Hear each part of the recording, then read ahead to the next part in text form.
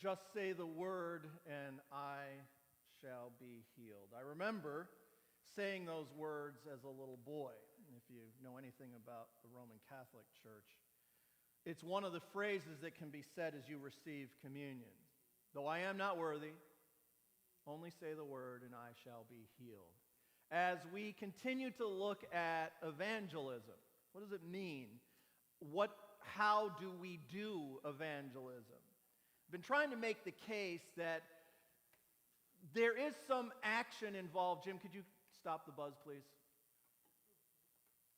There is some activity involved, thank you, in what we do and what we say. We're always either active or passive, but evangelism is, I'm arguing, far less an activity and far more about who you and I are.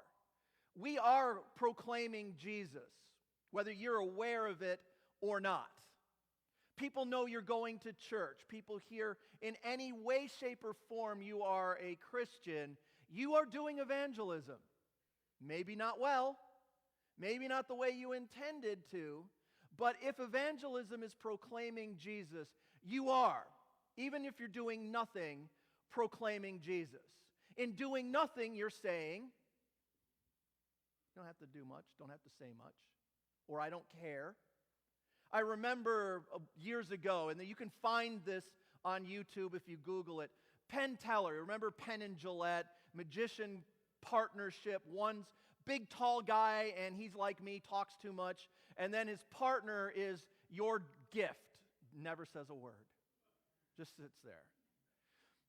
Penn was doing, the larger guy, was doing an interview, and somehow they were talking about Christians. And he says in this, pretty remarkably, he said that if someone believes, he's an atheist, someone believes that there's, and I'm paraphrasing it, but that there's a heaven or a hell, he wants them to share their faith with him. If you believe that I'm going to hell, I want you to share it means you care. It's just a simple way of saying that what we do or don't do as people of faith is our evangelism. We're either telling the world that we're no different than they are, that Jesus is just a comforting thing that gets us through the day. It's our little personal talisman.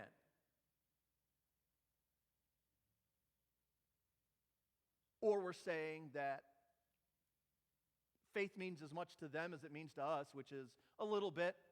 We're not going to go out of our way. We're certainly not going to make ourselves comfortable. But on the positive side, it also means that if we are deeply engaged in our faith, it can't help but be seen that there is something different with us, even if we don't say a word. If you are deeply, passionately in love with your spouse, your children know, people around you know, it stands out. If you despise one another, that also stands out. People know.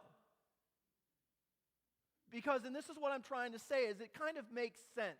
The things that we're passionate about are not self-contained.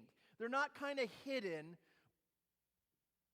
Other people are quite well aware. If you're a Buckeye fan, trust me, everyone around you knows that you're a Buckeye fan. Because you care. And people know you care. This is one of my favorite stories in the Bible. And as I mentioned before, as we're looking at the concept of evangelism in the New Testament, a little bit of the Old, what it looks like, every couple of weeks I want to give you a story. 3 weeks ago, we looked at Philip and the Ethiopian eunuch, which was really about opportunity. Philip and the Ethiopian eunuch, their paths crossed at God's time in God's place. And both, the eunuch was receptive, Philip was ready. Philip was not an apostle. He was a deacon, selected out of the congregation to serve, but he was prepared in that moment, in that time. This is a very different kind of story. This is before Jesus has been arrested, before he's been crucified and resurrected. This is kind of a primordial gospel story. And make no mistake, it's a gospel story. The story is about a centurion and his servant who sounds like is going through some sort of health episode. It certainly, you get from the context here, it doesn't seem like this servant has been habitually paralyzed, that this is an onset of a larger health crisis. His servant is paralyzed, but he's also suffering in and through his paralysis. A few details here. Capernaum, which is where the story takes place, is kind of the focal point. If Jesus has a home base in Galilee, Capernaum is it. Capernaum lies on the northwest shore of the Sea of Galilee. Sea of Galilee, we call it a sea, but it's a lake, and one of the other names for it is Lake Kinneret. It looks like a harp. It's an interesting shape. It sits down. No matter how you get to the Galilee, it kind of sits down in a bowl, which is one of the things that's interesting is the lake can be as flat as glass. And then 10 minutes later, you can have 6 10-foot waves blowing up. Because the way the winds blow, they go down into that bowl, and it just makes it chaotic. So when you look at some of the stories about the lake and some of the fear that the apostles have sometimes, it's because that lake can go from being safe and clear and calm to just being a tempest in an instant. Capernaum is where Peter and Peter's family lives. We know that Peter, his mother-in-law, lives with them. This is all in Capernaum. Capernaum has a large synagogue there. It also was a place where travelers inevitably walked through. If you were coming south from modern-day Syria, Lebanon, in the ancient world, you would have walked that trail, if for no other reason. If you look at a map, it's one of the only areas you've got a ready source of fresh water. So there was a tax booth in Capernaum. As part of the trade in and out of the land, there was a post there where people were supposed to pay their taxes. And that meant taxes, soldiers. Government's going to do a lot of things. One of the things it's going to make sure it does is get your money. So there was a garrison of soldiers there. The best I could find about the Roman soldiers stationed in the Galilee is this was not a premier post. This was not like you signed up and said, I hope they send me to Galilee. In about 25 years, the Romans are going to start sending some of their famous 10th Legion into the area. But at this time, this is just really a boring pain of a place to be. One of the things that I think speaks in the modern world as well, but historically, when you look at the Greeks and the Romans especially, they didn't like Jewish people. Partly because Jewish law kept the Jewish people apart from all the other people. All of these purity codes that we hear about, it set them apart historically. Going way back in the Old Testament, what they would eat, how they would dress, how they could interact with people was all restricted by a lot of their laws. And when you looked at the superiority of the Romans thought they were better than everybody else. And here was this conquered people, the Jews that were supposed to act like they were humiliated because the Romans had conquered them. The Jews looked down at them and despised them. The Jews still had this historic view of God is our God, and therefore you are not worth our time. And it still does make some people very upset. And so beyond that, beyond having to be with the Jews, it was just a boring post. There's a synagogue ruins that was built after the time of Jesus in Capernaum, but you find throughout the Holy Land where the soldiers had taken their spears and made little game boards in the limestone. Limestone's a soft rock. Every building was built with it. But the soldiers were just so bored. They were finding, soldiers back then and today, one thing they do when they're bored is they gamble. They did this 2,000 years ago. And you find it everywhere. That was boring. Most part, being a soldier was boring. But it also meant, as a Roman soldier, that you were there in the army for 25 years. That was your normal hitch. It was a 25-year commitment. And during that time, typically you weren't allowed to be married. You were serving at the absolute control of the Roman army. They dictated everything. The appeal was, if you weren't a Roman soldier, if you made it to retirement, and many did, if you made it to retirement, you would become a Roman citizen. You would have a lot, presumably a lot of wealth. There were tradesmen that would follow the Roman soldiers as they moved from post to post, and especially if they went into battle, because as the Romans enslaved their victims, they would divide the number of slaves up. They would divide the loot up among the soldiers based on rank. And there would be middlemen just following behind, so you didn't have to keep your slaves and worry about keeping them confined and all of that stuff. There were traders right there to make a deal.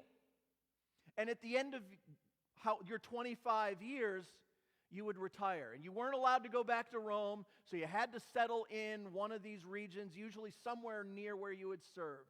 All of this is to say this Roman centurion is a seasoned combat veteran. Centurion, sounds like the word century. They were people who had defined themselves in combat and elsewhere by their leadership capabilities. And they were assigned to be in charge of typically 100 soldiers beneath them. So this centurion was battle weary. He'd seen it all. He'd been through it all. He's now posted in the backwaters of Israel. And we find this story several other times. The first non-Jew to become a Christian was a soldier, Cornelius. Find that in the book of Acts. It seems that as some of these Roman soldiers came into contact with Jews, not all of them thought these were a despised people. Not all of them looked down on the Jews. In fact, some of the research indicates, you look at why would Roman soldiers in any way be interested in the Jewish God? Well, the Roman gods were chaotic. You couldn't trust even your own God. And so you were always having multiple gods that you were giving sacrifices to so that you were covering your bets. If you wanted something, if you were praying for health or healing, you would give sacrifices to multiple deities because they couldn't be trusted. You're hoping that one would listen. One would come to your aid. And in Israel, it was clear and simple. There was one God. And this God was in control of everything and everyone.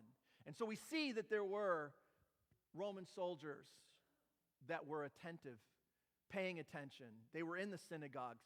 They heard the Jews doing their prayers. They saw the Jews interacting and praying and being Jewish. And it had an impact. And in this area, Jesus had been very active in his ministry. In the town, but also, again, keep in mind that the Sea of Galilee is a small lake, relatively speaking. You can see from shore to shore. And so when Jesus was going through Capernaum, the whole area of the Sea of Galilee, healing, preaching, performing miracles, all of that was like just a funnel going, all the gossip was going to Capernaum. There was not a person in Capernaum that hadn't heard of Jesus. If they had heard of Jesus in Jerusalem, they were all abuzz about Jesus in Capernaum. And so it is. The centurion has this servant. And again, here's a man who has a slave that he has probably been in his employ for most of his career. He's not able to be married by rule of Roman soldiery. This is not merely a servant or a slave. This is a companion. This is someone that has attended to him and served him, presumably well, for presumably decades. This is a close, intimate relationship. This is someone he cares about. And so he comes, he hears of Jesus. That Jesus had just healed a leper. And his servant is in pain. He's paralyzed. And if the soldier, the centurion, is called back to go to relocate, there's no way the Romans don't care that his servant isn't well. He would have to abandon his servant. His servant would be left behind at the mercy of nature, at the mercy of the Jews, at the mercy of anybody. Not a place you'd want to be, vulnerable in the early world. And so he goes to Jesus. And this remarkable thing here, he comes up to Jesus, which is in itself shocking. Roman centurion approaches Jesus. He's not intimidating. He's not trying to humiliate Jesus. He's not trying to put up a front. He's coming to Jesus and saying, I need your help.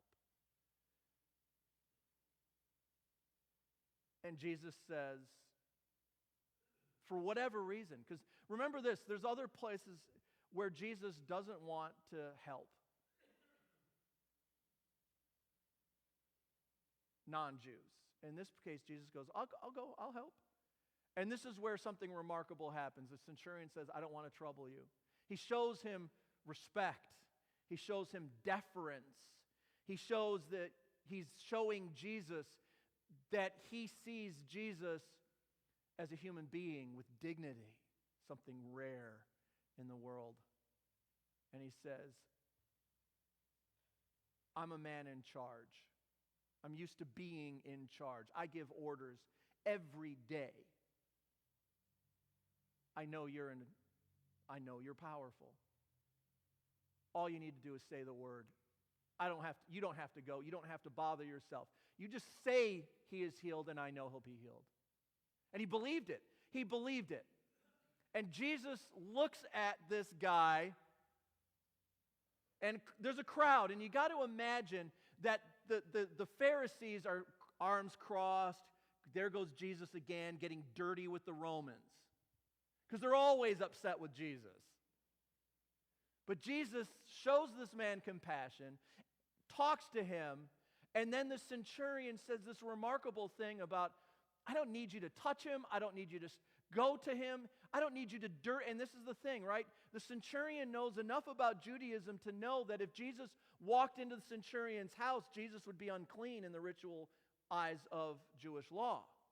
And so the centurion is like, you don't need to become unclean for the sake of myself. You can just say it, and he'll be healed. And he's got all these people, the curious, the shocked, the skeptics, and Jesus looks around and goes, I've never seen anyone with this kind of faith. And he's not talking to the centurion, he's talking to everybody else. He's saying, you guys think, especially the Pharisees, you think you're all nice and holy, but you're in danger of burning in hell. Because you're missing the whole point. This centurion understood that Jesus was a healer. He understood that all anyone needed to do, though I am not worthy, only say the word and he'll be healed. Why do you think Jesus was so impressed by it? Because unlike 98% of human beings, this one guy actually understood what Jesus was about. Though I am not worthy, just say the word. It doesn't matter if you're Jewish or not. Just say the word and I'll be healed. It doesn't matter if you're good or not. Soldier, imagine what this Roman soldier, a centurion, late in his career, imagine what this Roman soldier has seen. Imagine what the soldier has done with his own hands. Just say the word and I shall be healed. A very important concept, especially with the Presbyterians. God is sovereign. As the world is falling apart, don't make any mistake, God is in control. Middle East is blowing up. It's awful. God is in control. Your life is falling apart. Awful. God is in control.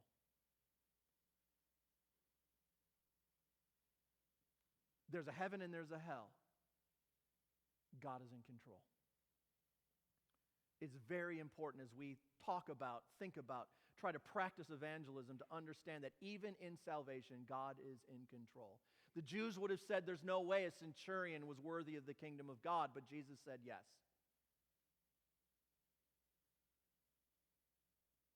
As we do evangelism, it is absolutely imperative that you and I don't tell God what his business is about. All too often, either people are too eager to put people in hell, or they're scared to death that someone they love intimately, because they don't profess Jesus as Lord and Savior, is going to burn in hell for all eternity. I can't answer that question, but I can say it's not your job to put anybody in hell, especially your loved ones. I mean, it's all well-being, right? We believe, and I believe, that you have to believe in Jesus Christ to have everlasting life. But this story here indicates that Jesus is wiser than we are. Jesus knows more than we do. Jesus has a higher capacity for compassion and understanding than we do. We see things oftentimes in binary, in or out. How many people cannot come to Jesus because they've been abused by someone in the church? How many people have seen the hypocrisy? How many people have been given a million reasons to not believe in Jesus Christ because of our bad behavior? All I'm trying to say here is, Jesus in this same passage makes clear that there is a redemption to life and there is a warning of eternal punishment. So don't misunderstand. I'm not saying that this doesn't exist. What I'm saying is it's not my job or your job to fill either place. The sovereignty of God is that He is in control. He can sometimes surprise. No one in this story, no one, not the centurion, not the Pharisees, not the disciples, not the crowds, not the apostles, no one would have thought that this centurion was worthy of the salvation of Jesus Christ.